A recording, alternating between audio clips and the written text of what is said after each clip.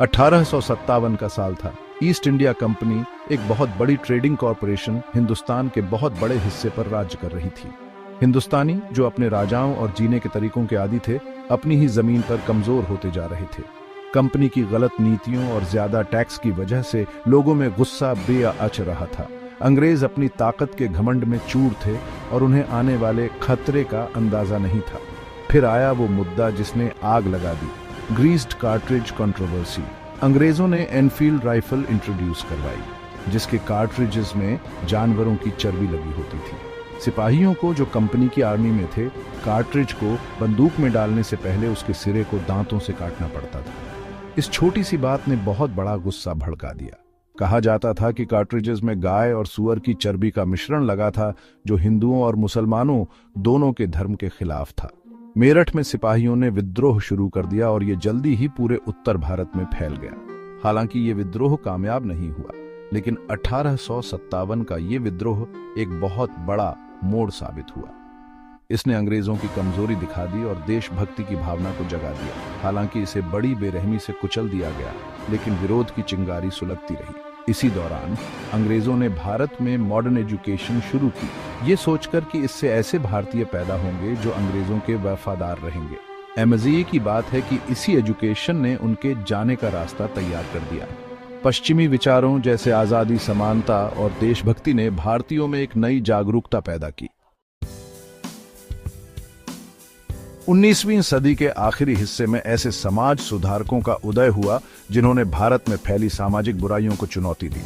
राजा राम मोहन राय, जो महिला शिक्षा के बहुत बड़े समर्थक थे और सती प्रथा जैसी सामाजिक बुराइयों के विरोधी थे, इस दौर के सबसे बड़े नेता बनकर उभरे।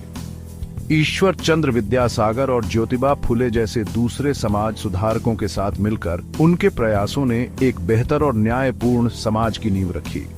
1885 में इसी सामाजिक और राजनैतिक उथल पुथल के बीच भारतीय राष्ट्रीय कांग्रेस (INC) का जन्म हुआ।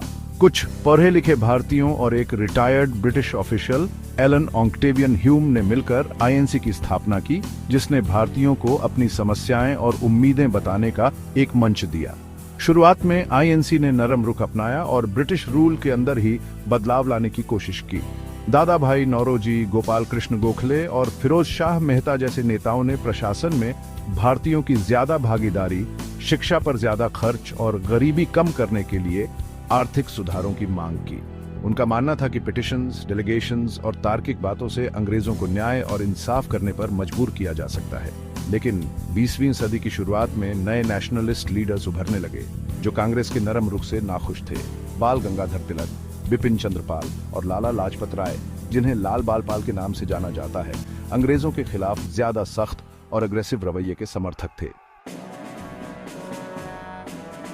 1905 में बंगाल का विभाजन भारतीय राष्ट्रवादी आंदोलन के लिए एक बहुत बड़ा मोड़ साबित हुआ। वायसराय लॉर्ड कर्जन द्वारा लागू किया गया ये विभाजन बंगाल के बड़े प्रांत में प्रशासन को बेहतर बनाने के लिए एक प्रशासनिक उपाय था, लेकिन इसे आमतौर पर फूट डालो और राज करो की नीति के तौर पर देखा गया, क्योंकि विभाजन धार्मिक आधार पर किया गया था, जिससे ज्यादातर मुस्लिम आबादी वाला पूर्वी हिस्सा ज्यादातर हिंदू आबादी वाले पश्चिमी हिस्से से अलग हो गया। इस विभाजन ने पूरे भारत में गुस्सा भड़का दिया। इसे सिर्फ बंगाल पर ही नहीं, बल्कि पूरे भारत की एकता पर हमला माना गया। इस विभाजन ने स्वदेशी आंदोलन को शुरू करने में मदद की, जिसके तहत ब्रिटिश सामानों का बहिष्कार और देसी उद्योगों को बढ़ावा देने का आह्वान किया गया। जो विभाजन के खिलाफ एक विरोध के रूप में शुरू हुआ, वो जल्द ही आत्मनिर्भरता और राष्ट्रीय पुनरुत्थान के लिए एक बड़े आंदोलन में बदल गया। स्वदेशी आंदोलन में छात्रों, महिलाओं और हर वर्ग के लोगों ने बेअच चढ़कर हिस्सा लिया। इस दौरान क्रांतिकारी राष्ट्रवाद का भी उदय हुआ, जिसमें कई समूहों ने सशस्त्र संघर्ष के जरिए पूरी आजादी की वकालत की। भ्रति अशांति से घबराकर अंग्रेजों ने दमन का सहारा लिया। राष्ट्रवादी नेताओं को गिरफ्तार कर लिया गया, अखबारों पर रोक लगा दी गई और सभाओं पर प्रतिबंध लगा दिया गया। लेकिन अंग्रेजों ने राष्ट्रवादी आंदोलन को जितना दबाने की कोशिश की, उतना ही वो मजबूत होता गया।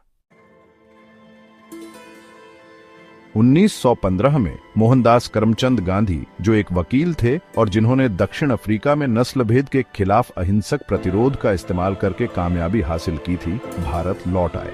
गांधी, जिन्हें बाद में महात्मा, महान आत्मा कहा जाने लगा, जल्द ही भारतीय राष्ट्रवादी आंदोलन में एक ट्रांसफॉर्मेटिव फिगर बनकर उभरे। उन्होंने सत्याग्रह के सिद्धांत का प्रचार किया, जो एक संस्कृत शब्द है जिसका मतलब है सत्य के लिए आग्रह या सत्य का बल। गांधी का सत्याग्रह प्रतिरोध का एक नया तरीका था जिसमें किसी भी तरह की हिंसा को नकार दिया जाता था। ये इस विश्वास पर आधारित था कि सच्चाई और प्रेम की ताकत सबसे कठोर दिलों को भी पिघला सकती है। गांधी का मानना था कि अन्याय का विरोध करके, साहस और सम्मान के साथ कष्ट सहकर भारतीय ब्रिटिश शासन के अनैतिक चरित्र को बेनकाब कर सकते हैं और अपनी आजादी हासिल कर सकते हैं।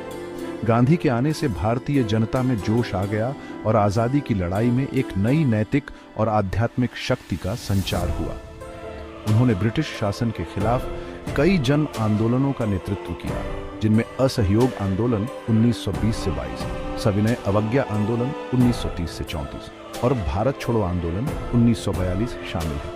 इन सभी आंदोलनों में लाखों आम भारतीयों ने गांधी के सत्य और अहिंसा के संदेश से प्रेरित होकर सड़कों पर उतरकर ब्रिटिश कानूनों का उल्लंघन करके और उल्लेखनीय साहस के साथ कारावास और यहां तक कि मौत का सामना किया। गांधी के नेतृत्व ने भारतीय राष्ट्रवादी आंदोलन को एक विशिष्ट वर्ग के संघर्ष से एक जन आंदोलन में बदल दिया। अहिंसा के प्रति उनकी अटूट प्रतिबद्धता, उनकी साधारण जीवन शैली और गरीबों और दबे कुचले लोगों के प्रति उनकी गहरी सहानुभूति ने उन्हें न केवल भारत में बल्कि पूरी दुनिया में एक प्रिय व्यक्ति बना दिया। उनका जीवन और उनकी शिक्षाएं दुनिया भर के कार्यकर्ताओं और शांति दूतों की पीढ़ियों को प्रेरित करती रहती हैं। Yeah.